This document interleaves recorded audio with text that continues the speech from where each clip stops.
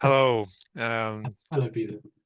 Rik Walton. Thank you very much for spending a few minutes with me today. You've had some experience at the Freedom Theater, which has Yeah. recently been under attack again by Israeli forces.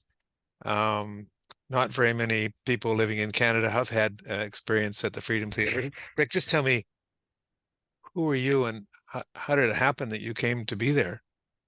Well, I'm British. I've been a photographer all my adult life. I photograph musicians, and I also have worked as a photographer in the theatre. And I taught photography for a number of years. I moved here 6 years ago with my wife Kathleen, who is Canadian, to be part of her extended family. They seem not to have taken against me, so that was a good move.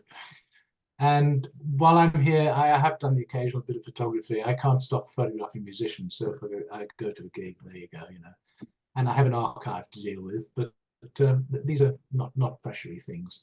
But it must have been 7 years ago now. My lovely wife Kath saw an advert looking for volunteers to go and help teach photography at the Freedom Theatre in Jenin refugee camp. Wow, And she said, "You should go," which of course I did. wow. And what did you find when you got there? I found a thriving artistic environment, as well as having the theatre and putting on productions. They had a theatre school. You could learn juggling, clowning, Hmm. and they had an audio-visual unit run by a wonderful guy who made videos, but they also taught photography on that course. And I was to help teach photography in that part of the theatre. I mean, the theatre, as you know, was set up with the expressed intention of drawing young men away from the armed struggle and using theatre as their weapon. And that I felt that every day I was there. Hmm. And of course, stuff was happening. For a kickoff, I had to walk over the ground where the founder of the theatre had been murdered those 5 years before. So and there were bullet holes in the walls and stuff like that. So there was, stuff was happening, but I can't imagine what it must feel like to be there now, to be in the Freedom Theatre. So you were there. There was a uh, um, famous destruction attack on and destruction of Jenin now almost 40 years ago. I think that movie Jenin was 1982, if I'm correct, something about then. This Freedom Theater has been operating as basically a cultural institution in Yes. Jenin. Um, but the Israelis seem to have, for some reason, we can imagine, but like your thoughts on why have they been so vindictive, so murderous in their approach of the what is basically a peaceful cultural institution. Because they feel threatened by it. I mean, it is the old expression that the pen is mightier than the sword. Um, Tabasi, for example, has toured his one-man show round the world. So people around the world have had the Freedom Theatre experience, um, and it's a threat. Anybody who raises any objection in any form. I mean, people are being arrested for posting on Facebook. Hmm. I think it's important also to remember that where the Freedom Theatre is the Jenin refugee camp.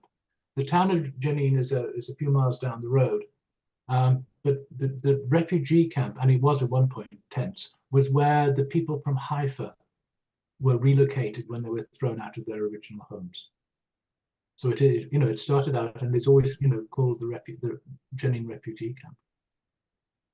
And any form of dissent has been trampled on. And quite honestly, I sense they're almost out of control. So they might as well just shoot people. Well, I think that recently that's what they have been doing, right? There have been several penetrations into Jenin at night and Yes, killing people. I know. Well, Ken, Rik, I admire your courage. Oh, Um, I have been to the Freedom Theater. When I was there, it was quite peaceful. There was nothing going on. It didn't take me any courage, but I was only there for a day as well.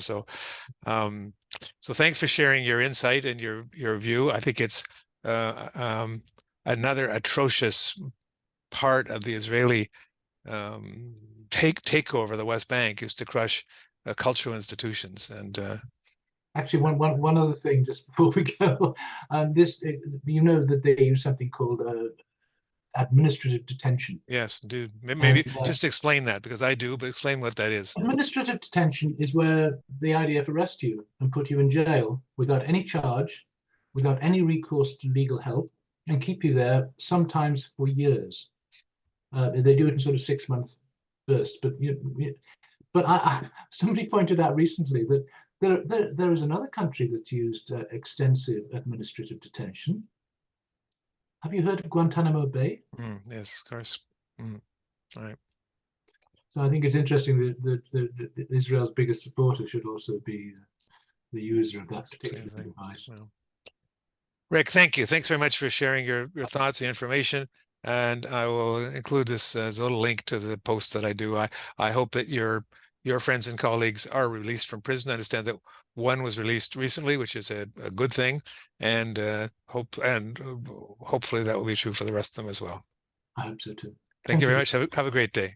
And you, my friend. Okay.